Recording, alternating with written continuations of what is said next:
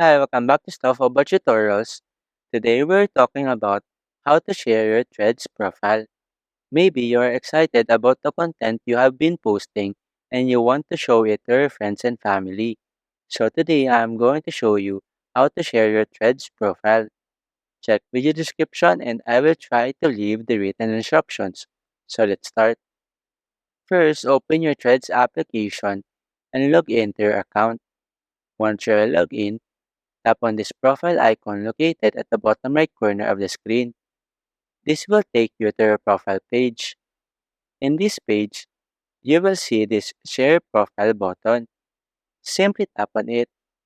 After that, a menu will appear below, and here, you will be presented with various sharing options, such as social media platforms, messaging apps, or email.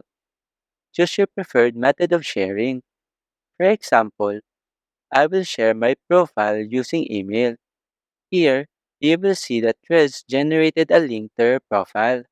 Now, type in the email with whom you want to share your Threads profile.